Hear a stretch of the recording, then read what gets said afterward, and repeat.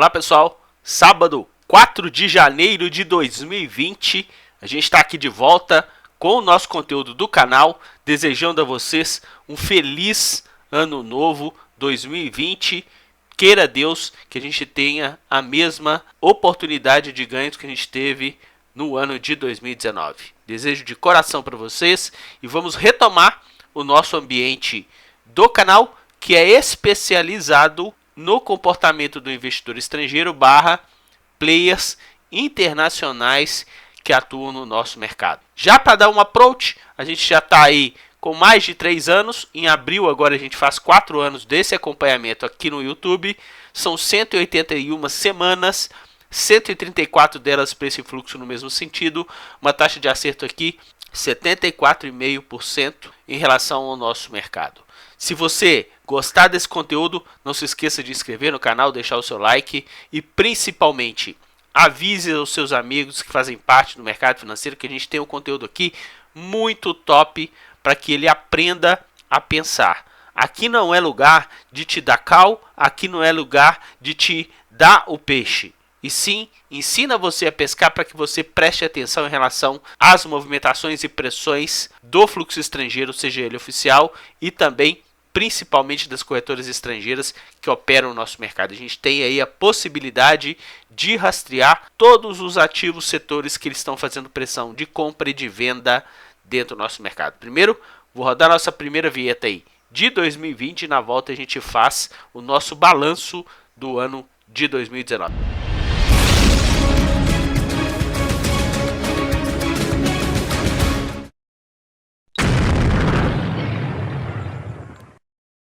Vamos começar informando vocês aqui os principais mercados pelo mundo. A gente teve para o nosso Ibovespa alta de 31,5% em 2019, sendo que bolsas americanas também fecharam com ambiente de valorização, europeias idem e também asiáticas, ou seja, a nossa bolsa em 2019 subiu e o cenário macro global também foi positivo. Moeda americana subiu 3,5% no ano, lembrando que o dólar estourou em novembro e devolveu toda a alta em dezembro, fechando nesse ambiente de valorização. Aqui em cima, pessoal, a gente tem exatamente fundo verde, fluxo oficial estrangeiro no mês positivo, ou fundo rosa, fluxo oficial estrangeiro no mês negativo. Estrangeiro entrou no nosso mercado em janeiro, quando a bolsa subiu 11%, em março, quando caiu 0,18% e em setembro, quando subiu 3,57%. Nos demais meses, ambiente vendedor, a gente vai comentar isso com vocês mais para frente no vídeo. Em relação aos principais mercados pelo mundo, o nosso Ibovespa foi o segundo melhor benchmark entre os que a gente analisa, só perdendo para a bolsa eletrônica Nasdaq, bolsa americana que se valorizou quase 35%. Lembrando que para o mercado externo, a gente pegou as cotações do dia 30, já que no dia 31, alguns deles tiveram movimentações, só que a gente não considerou porque a nossa bolsa também fechou o último pregão do ano de 2019 no dia 30. E eu vou comentar aqui com vocês que nesse ambiente, o nosso Ibovespa está completando o 4º ano consecutivo de alta. Dá só uma olhada, pessoal, que este cenário a gente tem desde 95, ou seja, os últimos 25 anos, inclusive 95 para dar e os 25. A gente teve 10 anos de correção e 15 anos de valorização para o nosso mercado. 4º ano consecutivo de alta, sendo que nesse ambiente a gente só perde para o intervalo de 2003 e 2007, quando a gente teve 5 anos consecutivos de valorização para o nosso mercado. Eu vou comentar com vocês aqui aquele nosso quadro que a gente colocou no vídeo lá de meados de outubro. A gente chegou a comentar com vocês a relação do mercado com o PIB. Quem não viu ainda, eu aconselho muito a ver, tem os títulos lá de conteúdo especial. Foi exatamente aqui, ó, nesse vídeo aqui, pessoal, ó, conteúdo especial, parte 2, exatamente que a gente postou no dia 18 de outubro, ok? Depois dá uma olhadinha, porque nesse quadro do PIB, a gente vai comentar exatamente isso. Porque nessa época, a gente estava com uma projeção para o PIB de 2019 de 0,87. Olha como é que já está esse PIB. 1,17 de acordo com o último relatório Fox. Inclusive, nesse relatório Focus aqui que eu vou demonstrar para vocês, inclusive quem não sabe como é que baixa, naquele vídeo do mês de outubro eu ensinei como é que faz. Olha aqui, nesse relatório Focus, o último, que foi dia 27 de dezembro, a gente tinha para 2019 o PIB já estava em 1,17 e o PIB para 2020 em 2,30, subindo nas últimas 8 semanas. Então, a gente já está vendo esse cenário do PIB melhorando. E isso precisa de acontecer, sabe por quê, pessoal? A nossa bolsa já está estourando. A gente já vai completar aí 4 anos de alta com essa perspectiva. Lembrando que o mercado de renda variável, o mercado financeiro, ele antecipa. Vou falar novamente, o mercado de renda variável, ele antecipa. Vou falar rapidamente aqui. Lá em 99, a bolsa subiu 151%. Olha o PIB, 0,47. Olha que PIB horroroso, ridículo. E o PIB estava caindo de 5, 4, 3, e a nossa bolsa começou e levou um tombo em 98 de 33%. Quando chegou em 99, o nosso PIB era pífio ainda, 0,47, a bolsa tinha subido o quê? 151%. O que aconteceu com o nosso PIB de 2000? Alta de 4,40 quase. Ou seja, o nosso mercado, ele antecipa. Aí quando o PIB subiu 4,40 em 2000, olha o que a bolsa fez? Realizou. Realizou 2000, 2001, 2002. O PIB de 4 passou para 1, para 3 e para 1. Quando ele passou para 1, a nossa bolsa já estava subindo 97% em 2003. Aí quando chegou o PIB de 2004, explodiu o PIB de 2004, 5,76. A bolsa já tinha precificado isso antes.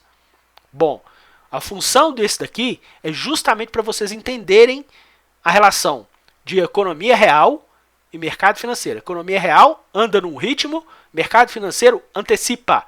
Quando a gente estava tendo uma recessão de 2015, PIB negativo de 3,5, 2016, PIB negativo de 3,30, a nossa bolsa em 2016 subiu quase 40%.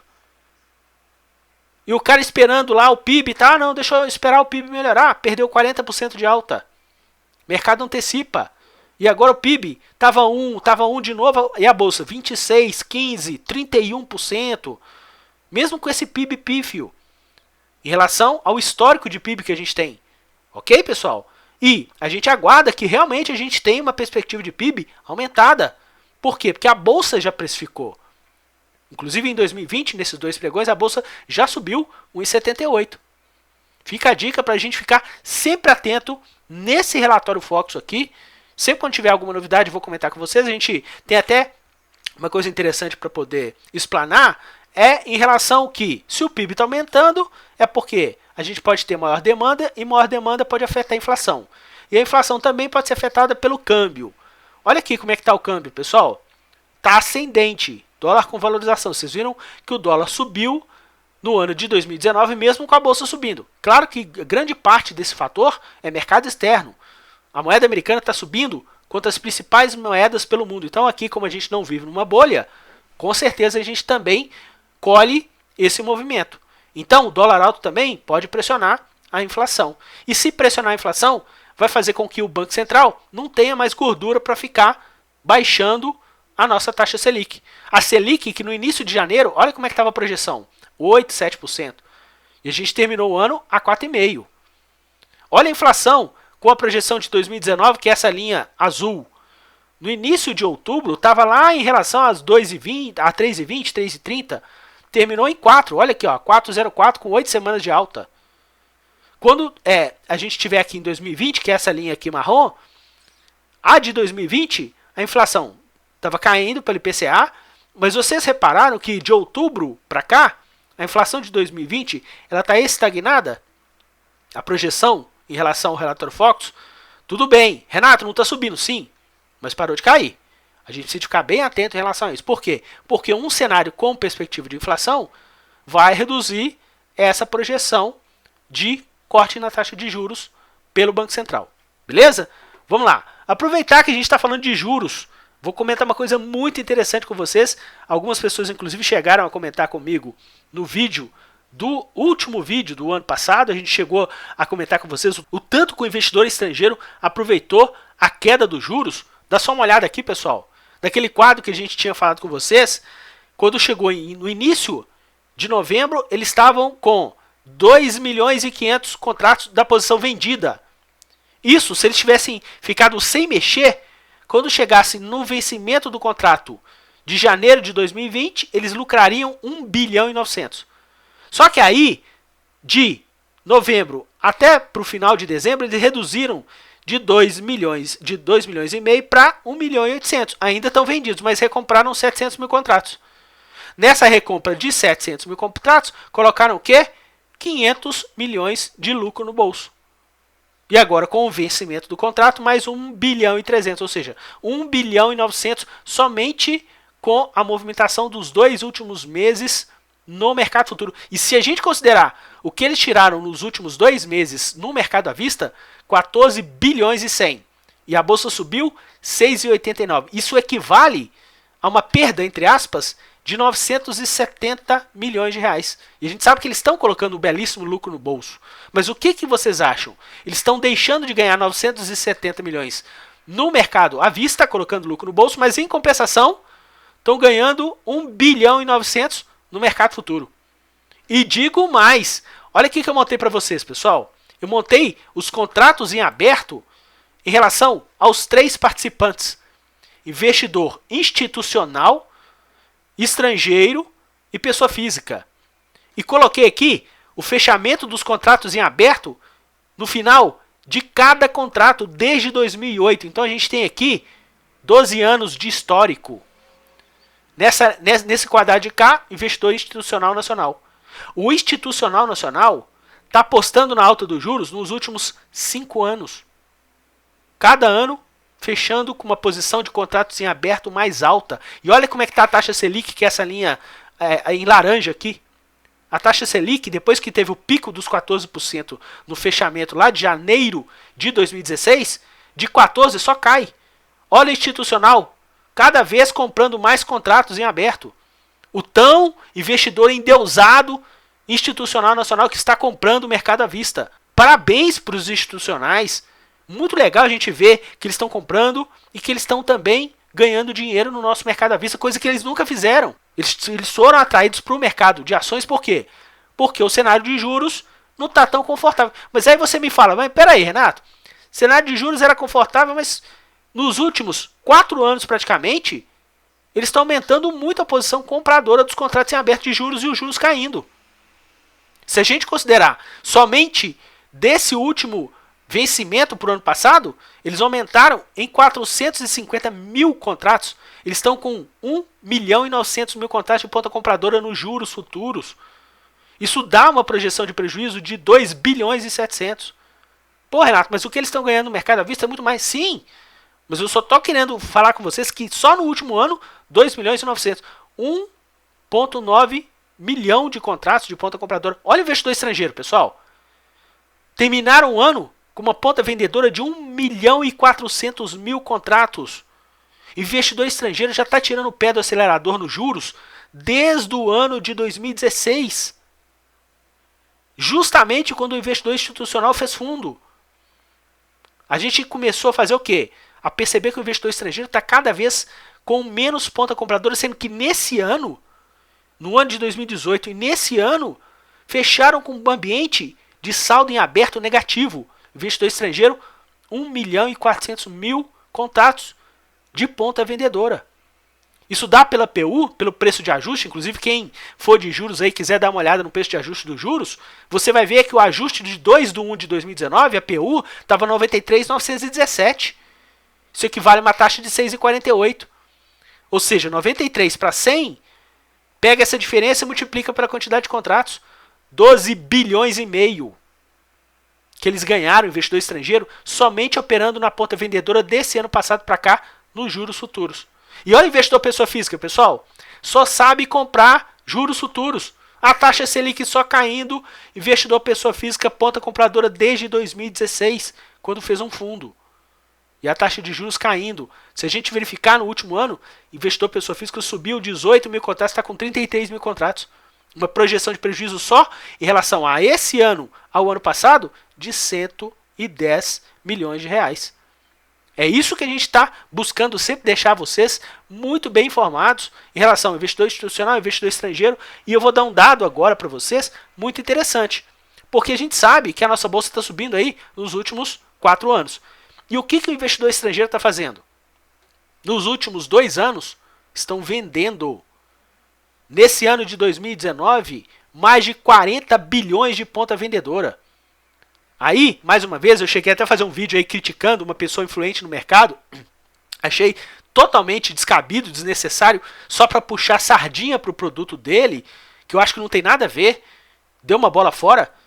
Ele falando que investidor estrangeiro nunca conduziu preço no nosso mercado. De repente, esse cara deve ter tomado alguma coisa para falar isso. Por quê? Entre 2012, quando a nossa bolsa estava 11 mil pontos, e 2006, quando a nossa bolsa estava em 44 mil pontos, o investidor estrangeiro só estava comprando. Barrinha acima do zero. Quando chegou em 2007, a nossa bolsa inclusive subiu mais 20 mil pontos, eles já estavam vendendo. Colocando lucro no bolso. Quando chegou em 2008, 15 do subprime, venderam um caminhão. Quando chegou em 2019, começaram a retomar a ponta compradora, compraram boa parte das vendas de 2018 e de 2009 até 2017 foram 9 anos. Pessoal, dos 9 anos eles compraram 8 deles. Qual o problema que eles estarem vendendo agora nesses 2 anos? Eles compraram quando a nossa bolsa estava 69, quando estava 61, quando estava caindo, quando caiu até 43. Olha lá, 2015, 43 mil pontos. Olha lá, lembra da nossa projeção lá do relatório Focus em relação ao nosso PIB? Nosso PIB de 2015 e 2016, retração 3,5, 3,5 e 3,30. Olha o que os caras estavam fazendo. 2015 comprando a rodo. 2016 continuaram a comprar, 2017 continuaram a comprar. Quando chegou 2018, a bolsa subiu. Eles colocaram mais alguma coisa no bolso e nesse ano colocaram uma boa parte de lucro no bolso. Ainda tem gordura dessa movimentação aqui de ponta compradora. Foram 9 anos, dos quais 8 eles garantindo lucro. Então, isso que eles estão vendendo, além de ter colocado um belíssimo lucro no bolso, sendo que eles compraram entre 69 e 43, se a gente for colocar uma conta burra que dá mais ou menos 55 mil pontos de preço médio, eles estão vendendo de 55 com mais de 100% de valorização. Fora que no ambiente dos juros, enquanto eles estão vendendo no mercado à vista, eles estão navegando e nadando a rodo de lucro nos juros futuros dentro do nosso mercado. É isso que a gente tenta apostar para vocês, informação de muitíssima qualidade, a gente tem muito orgulho de poder deixá-los muito informados. Bom, agora pessoal, eu vou postar uma coisa aqui muito interessante no nosso canal. Lembra que a gente está sempre avaliando aqui os nossos índices? Bom, então a gente teve aqui em 2019, eu vou colocar aqui inclusive em ordem, vou botar aqui do maior para o menor, para a gente pegar aqui exatamente os índices que mais renderam no nosso mercado. O primeiro deles, índice imobiliário, 70%. Depois, small caps, utilities, energia elétrica e o nosso Ibovespa foi a 10ª pior performance entre os índices não tão amplos que a gente avalia aqui no nosso canal. Ok? Tiveram índices que andaram muito mais. O que ajudou a puxar então o Ibovespa para baixo? Índice financeiro, valorizou menos. Carbono eficiente, que é mini Ibovespa sem Vale, andou menos. Materiais básicos, andou menos ainda. Foi o que teve a menor valorização no ano de 2019. Então é isso que a gente busca para vocês com esse quadro novo. Em relação a esses setores, olha o que eu montei para vocês, pessoal. Nós temos aqui os 50 ativos com as maiores compras por parte deles no ano de 2019. Eu tenho aqui o nome da empresa e o código de negociação. Desses 50 ativos, dá uma olhada, pessoal. Eu tenho aqui os que tiveram compras acima de 300 milhões no ano.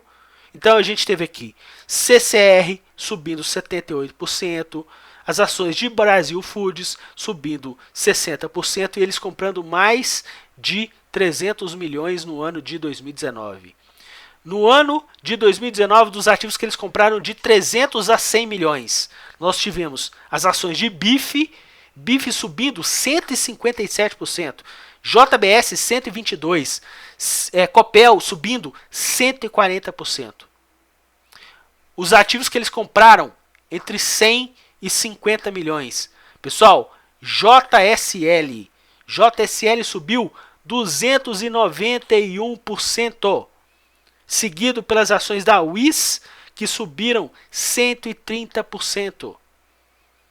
Entre 50 e 20 milhões, a gente teve exatamente as ações da Trisul, 284% de valorização no ano, seguido pelas ações da Comgás, que subiram 201%. Abaixo de 20 milhões em 2019, a gente teve aqui como destaque as ações da Ômega Geração de Energia, 192% em 2019. A Elbor, pessoal, 201% de valorização em 2019. A gente separou aqui para vocês que os ativos que caíram no ano de 2019 e eles atuaram numa ponta compradora. Então a gente colocou aqui também por grupos. Ó, a gente teve aqui as ações de Embraer, que está no grupo de acima de 100 milhões. E Embraer caiu no ano quase 9%. Entre 100 e 50, a gente tem Ultrapar e Option Action. Uma caiu 1,74, outra caiu 1,10. Entre 50 e 1 milhão de reais, a gente tem aqui as ações da Smiles, da M. Dias Branco, da Valide e da Braskem. E ativos que eles compraram no ano menos do que 1 milhão de reais. É o que a gente fala, né, pessoal? Quando a gente vai fugindo do Ibovespa, a gente vai pegando os ativos com muito menos atratividade, já que os grandes fundos não podem operar esses ativos. De repente, é um player específico que está operando por esses grandes fundos através das corretoras estrangeiras que a gente acompanha. Então a gente teve aqui as ações PDG, a gente teve também as ações de Biosev, CCX, a Renova, tanto a 4 quanto a 3. Agora, a gente teve também os ativos que derreteram em 2019 e eles ajudaram a socar exatamente essas movimentações que a gente vai comentar aqui com vocês. Olha aqui, pessoal, olha a Oi. Oi caiu 31% no ano e eles venderam mais de 300 milhões de reais. Então, Oi, Braskem, Cielo, CVC, né? A gente teve aqui Braskem caindo 35%, o CVC caindo 27%. Entre 100 e 50 milhões, a gente teve aqui as ações do Burger King. Burger King tudo que praticamente subiu já voltou, está praticamente no preço de entrada. O Burger King que entrou para o nosso mercado em 2018. Entre 50 e 20 milhões, a gente teve aqui as ações da Gafisa, que caíram no ano 42%. A Time for Fun achou 3, que caíram 14%. E as ações da Lely Branc, que caíram 35%. Entre 20 e 1 milhão, a gente tem aqui a Oi Preferencial, que caiu muito menos, eles venderam bem menos e caiu muito menos, 2,38. A gente tem também as ações aqui da Contax e da Ideias Nets, essas com quedas expressivas, né, pessoal? E eles sentando a mão na venda, claro que devido à liquidez desses ativos, também o saldo deles não é tão pujante, mas foi uma venda entre 20 e 1 milhão. E ativos que eles venderam até 1 milhão de reais, que caíram muito, exatamente aqui a Renew 11, a Fertilizantes Zering, a Uzi Minas 3, que caiu 12%, e a BR Brokers, que caiu aqui 6% no nosso mercado. E para a gente soltar esse resumão para vocês, vocês têm todos os setores que a gente avaliou em relação aos índices que não são tão amplos, de uma forma mais ampla, tá? Então eu coloquei aqui 4 por enquadramento para que vocês possam verificar aí a projeção que eles tiveram de valorização, que é essa barrinha aqui que está em azul, e também em relação ao fluxo das corretoras estrangeiras, que é essa linha que está aqui. Então a gente tem aqui Ibovespa, carbono eficiente, financeiro e materiais básicos. Olha aqui no materiais básicos, pessoal. Duratex, ó. Duratex subindo quase 50% no ano, tá? No setor de materiais básicos, além de GGBR, que a gente já tinha comentado com vocês no nosso último vídeo. Olha no setor financeiro, Banco BTG, BPAC aí com uma alta de 230, eles andando aí numa ponta compradora, tanto no setor financeiro como também dos ativos do Ibovespa, o destaque que a gente teve, eles empurrando para cima e o ativo chegando aí no final do ano com ambiente de valorização. No setor de carbono eficiente, a gente já tinha percebido que são os mesmos do Ibovespa, né? A gente teve aqui as ações de JBS seguida para as ações de CCR, sendo que CCR eles tiveram uma ponta compradora mais pujante no ano. E se a gente descer aqui, a gente vai ter exatamente no setor de sustentabilidade, a gente tem a CCR e também a Eco Rodovias, né, no ambiente de transporte, sendo que a CCR compraram com maior ênfase, e a gente tem aqui também as ações de Elet3, que a gente também tem no setor elétrico. No setor de small caps, que a gente falou, né, as ações de Prio, WIS, BIF, os destaques de ponta compradora, aqui também as ações de Anima. Tá? A gente teve inclusive nesse setor dois ativos que eles andaram com uma ponta compradora no ano de 2019 que fecharam com ambiente negativo, que foi exatamente as ações da Smile e também as ações da Option Action. A gente teve aqui no setor de utilidade as ações da Copel como destaque, seguido aqui pelas ações da Elet. No setor imobiliário, as ações de BR Malls, conforme a gente tinha comentado, e como a gente tem também o setor elétrico bem perto do setor de utilidade pública, a gente teve no setor elétrico, pessoal, olha aqui, exatamente as ações da Ômega Energia, olha, uma alta superior a 100% dentro do nosso mercado, muito pujante. A gente teve exatamente aqui também no setor de dividendos a WIS, né, como destaque, e também aqui as ações de BIF comandando tanto consumo como industrial. Lembrando, hein, quem que é consumo industrial? Consumo industrial, vou mostrar uma coisa rapidamente aqui para vocês. Setor de consumo, pessoal, compraram a rodo quase o ano todo. Quando chegou em agosto, final de julho, começo de agosto, começaram a colocar lucro no bolso no setor de consumo. Compraram a rodo. E o industrial, essa linha verde clara, a gente chegou até a comentar no nosso último vídeo, que era o ativo que eles tinham dado uma estancada e acabou sendo o setor que eles mais compraram na nossa bolsa em 2019. Então, industrial e consumo aí, e esses dois a gente está vendo essa movimentação por parte das corretoras estrangeiras e aqui os destaques dos ativos, respectivamente, desses setores. Eu quero falar uma outra coisa com vocês aqui, que acompanham o nosso conteúdo, exatamente sobre a valorização dos nossos setores. E isso vai muito de encontro, pessoal, à visão de investimento. A gente tem aqui os 23 índices disponibilizados pela B3. A gente já tinha visto que o setor imobiliário tinha sido o que tinha maior valorização, 70% de valorização. Depois foi seguido pelo setor de small caps com 58% de valorização e o primeiro aqui, o nosso Ibovespa, com 31,6%, arredondando. Eu tenho uma linha aqui, ó, horizontal, para vocês perceberem os setores que andaram mais do que o Ibovespa, seja o índice amplo ou não, e os setores que andaram menos. Quem que andou menos no Ibovespa nesse ano?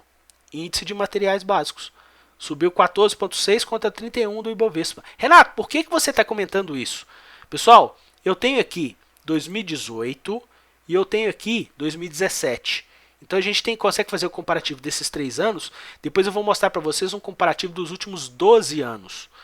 Olha aqui em 2018, pessoal, o nosso Ibovespa subiu 15%. Qual o setor que ficou mais atrasado em 2018? Consumo.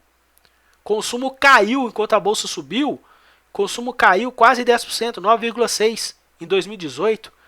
Olha o que aconteceu com o consumo em 2019. Explodiu. Falo mais. Olha aqui em 2018, pessoal. Olha o que a gente teve no setor elétrico, 24%, e o setor de utilidade, 32%. Renato, mas eles estavam altos assim? Por quê? Olha aqui em 2017, pessoal. 2017, o setor elétrico e o setor de utilidade foram os que ficaram mais atrasados. Quando chegou em 2018, porraram. Olha o índice de materiais básicos, pessoal. Em 2018, olha a paulada para cima. Segunda maior performance para o nosso mercado, seguido aí pelo setor financeiro. Olha o que aconteceu em 2019. Olha os materiais básicos capengando. Olha o financeiro capengando em relação aos outros setores. Então, fique muito atento a ativos, a setores que estão atrasados e que eles têm uma ponta compradora, conforme a gente já demonstrou nesses quadros para vocês, que tem muito ativo para que vocês anotem. Façam o serviço de casa. Não há nenhum sucesso sem esforço. Sucesso sem trabalho é só no dicionário, pessoal. Coloque a mão na massa que você colherá os frutos pelo seu esforço. Se bater alguma dúvida, coloque na área de comentários que eu tenho o maior prazer em poder responder. Não tem problema nenhum com relação a isso. Agora, dá uma olhada nos últimos 12 anos, quem está no mercado de 28 de dezembro de 2007, 30 de dezembro de 2019. E olha que a gente teve a crise do subprime no meio, hein? Qual o setor que mais sobe? Índice de consumo. Foi criado em 2008, subindo 657%. Seguido pelo índice de BDRX, que são empresas americanas que podem ser negociadas pela B3. Infelizmente, a liquidez é horrorosa, muito ruim mesmo. Caso você tenha interesse de aplicação em ativos do mercado americano, tem o IVVB11, que é o índice que replica o SP500. Então, esse índice de BDRX, ou seja, as empresas americanas, que foi criado em 2011, subiu 500%. Depois, olha aqui os small caps, subindo 476%. Olha o nosso Ibovespa, pessoal, 81%. Olha o índice de materiais básicos, 62%. Olha o industrial, que a gente está vendo, 112%. Então, eu acho que cada um tem que fazer esse esforço para que vocês entendam onde estão as oportunidades, onde tem o maior upside e principalmente onde está sendo atacado pelos grandes fundos internacionais que operam no nosso mercado. Mas de repente você pode falar, Renato, mas eu tô na sua posição, não tem a empresa tal. Se não tem, é porque ela está subindo com fluxo de corretora nacional, que nesse caso não nos interessa. E é válido também, se você tiver alguma gestão, algum planejamento para o seu trade, faça o que você achar bem mais confortável para você, que é a meta principal aqui do nosso conteúdo. Para a gente poder fazer aquele nosso acompanhamento com vocês do fluxo estrangeiro, dá só uma olhada, pessoal, através das corretoras estrangeiras, a gente teve, nesse período que a gente ficou parado, dessas 3 semanas, eles tiveram uma ponta vendedora muito forte antes do Natal. Os grandes fundos, né, tendo uma ponta vendedora muito expressiva, por isso que eles tiveram uma projeção de prejuízo muito pujante. Depois, nas 2 semanas, que é Natal e Ano Novo, que é a semana passada e nessa, uma projeção de prejuízo e nessa, uma projeção de lucro. E, aproveitando para já inserir vocês nessa movimentação da semana, a gente teve aí uma alta para o nosso mercado, 1%, as corretoras estrangeiras com uma ponta compradora no à vista e uma ponta vendedora no Ibovespa Futuro. Lembrando, mercado à vista, fluxo de longo prazo, mercado futuro, fluxo de curto prazo, porque vence a cada 2 meses, no caso do índice futuro e no caso do dólar todos os meses. Então, a gente teve um ambiente de semana também curta, mas um ambiente de valorização dos principais mercados e a gente também teve esse ambiente de valorização puxado no mercado à vista, mas muito atento em relação ao mercado futuro, em relação a essa ponta vendedora que eles estão para o nosso mercado. Lembrando, eu vou comentar com vocês aqui desse mercado futuro, dá só uma olhada como é que eles estão para os contratos do Ibovespa Futuro. A gente pegou exatamente essa movimentação do contrato novo que entrou no dia 18 de liquidez, o nosso índice aí com uma movimentação de alta muito expressiva, e eles o quê? Sentando a mamona na venda nas 2 semanas curtas que a gente teve. É claro que esse movimento vendedor para esse contrato a gente precisa ficar muito atento. Ok? No contrato passado, a gente não teve a oportunidade porque a gente estava no nosso recesso, a gente não teve como comentar com vocês. Agora, dá uma olhada no contrato passado. Compraram quase 4 bilhões de reais. E o nosso índice simplesmente estourou. Começou em 105, terminou em 114 mil pontos. Pessoal, só para vocês terem uma ideia, eles tiveram como projeção de lucro nesse contrato antigo do índice futuro simplesmente 120 milhões de reais. Mais de 5 mil pontos em relação ao preço médio, só para vocês terem uma ideia. Então, por isso que a gente está sempre comentando com vocês aqui os contratos vigentes, os contratos passados. Inclusive, enquanto o nosso mercado estava bem que de lado entre o início e o final de novembro, mesmo porque eles estavam também colocando lucro no bolso das compras iniciais, depois no final do contrato, olha isso daqui, pessoal. Nas últimas 3 semanas, o nosso Ibovespa estava 108, eles começaram a comprar. Ó. Compraram, colocaram no bolso, depois compraram. Nosso Ibovespa praticamente fez a segunda perna de 108 a 114, com eles ajudando a empurrar para cima. Agora, na movimentação deles para o dólar, dá uma olhada no dólar antigo. Eles tiveram uma ponta vendedora muito expressiva boa parte do tempo. E olha o que eles fizeram, pessoal. Antes de acontecer o recesso de Natal. A gente estava com uma ponta compradora por parte deles no início do contrato, depois inverteram a mão, ficaram com quase 150 milhões em vendas, o dólar derretendo, saiu lá dos 4,18, 4,19 e foi beijar lá os 4,07. Eles recompraram boa parte, mais de 20 milhões de lucro só nesse movimento de recompra. Depois ficaram só assando o galo, como a gente diz, né? O dólar derretendo, eles assando o galo. E depois ainda pelo preço médio no final do contrato, mais 12 milhões de lucros em relação ao preço médio. No contrato atual do dólar, a gente tem uma movimentação onde que o dólar deu uma estressada, principalmente aí no pregão de quinta e sexta-feira.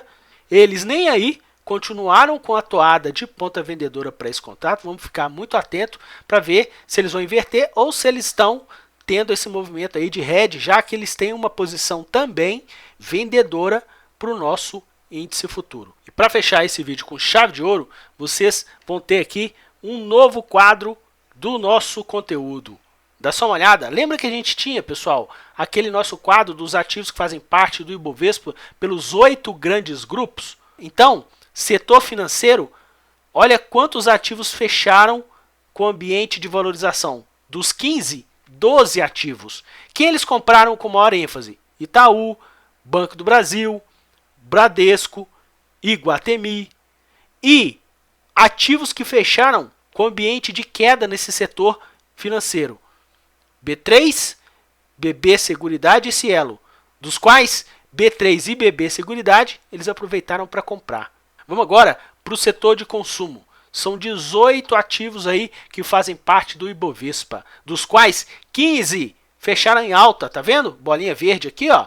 15 fecharam em alta. Renato, dos que fecharam em alta, qual que eles ajudaram a empurrar? Eles ajudaram a empurrar as lojas americanas, a Cogna, a Localiza, as lojas Renner, também as ações da MRV, Smile e 3 ativos que fecharam com uma queda expressiva.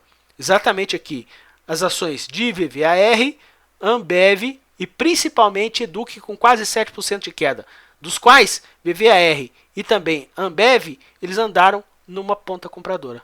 Materiais básicos, todos os ativos fecharam com ambiente de valorização nessa semana. Semana curta, mas eles andaram com uma ponta compradora nas ações de Vale, nas ações de Suzano e que eles mais compraram nesse setor, as ações de CSN. E CSN, nessa semana, subindo mais de 4% dentro do nosso mercado. Olha o gás e biocombustível, a gente teve 2 ativos fechando com ambiente de valorização, eles ajudaram a empurrar as ações de Cosan, Petro 4, 3 e Ultrapar, no caso de Petro 4 e 3, ajudaram a empurrar para cima com os ativos em queda. Se a gente pegar aqui exatamente os setores de serviços públicos, dos 8 ativos, 6 fecharam em alta, somente 2 em queda. Desses 6 que fecharam em alta, dá só uma olhada, ajudaram a empurrar ENG, CEMIG e Taesa. E no caso de Elet3 e Sabesp, que caíram, eles ajudaram a empurrar para baixo. Dá uma olhada aqui no setor industrial, somente as ações de Embraer fecharam com ambiente de valorização. Somente Embraer com valorização, só que eles não participaram dessa alta. Os ativos todos que fecharam embaixo, destaque para a CCR, que foi a maior ponta compradora, e também a VEG com a segunda maior ponta compradora nesse setor durante essa semana. No setor de saúde, todo mundo aqui com ambiente de valorização, com exceção de Fleury, que fechou em queda. Lembrando que eles compraram Fleury, mas o destaque da semana é exatamente aqui, as ações de Raia Drogasil, quase 6% de valorização. Eu lembro que teve alguém aí nos comentários que estava muito preocupado que Raia do Brasil tinha caído R$ 10 e tal. Eu até respondi, mas peraí, a última vez que ela caiu 10, ela subiu 30. Bom, depois que ela caiu 10, ela já deve ter subido já uma boa parte, beleza? Então, essa movimentação e também as ações de Intermédica, que foi aí a segunda maior alta da semana, eles participando com o ambiente comprador. No setor de telecomunicações, as duas empresas fecharam com o ambiente de valorização, só que eles não quiseram nem saber Ponta Vendedora Futebol Clube nesses ativos para o nosso mercado. Lembrando, mais uma vez, pessoal, a gente não pode deixar de rodar esse disclaimer justamente porque o nosso canal não vincula nenhuma recomendação de compra ou venda e nenhuma hipótese. Falo com todos sempre. Seja seletivo nas suas análises, foque sempre a opinião própria com embasamento coerente e principalmente nunca use o seu dinheiro sem o devido gerenciamento de risco. Nós trabalhamos nessa estrutura do canal. Falando mais uma vez, se você é novo por aqui, dá uma olhadinha nesse final do vídeo. Fluxo oficial estrangeiro, tem lá no nosso site tanto o segmento BMF e também Bovespa.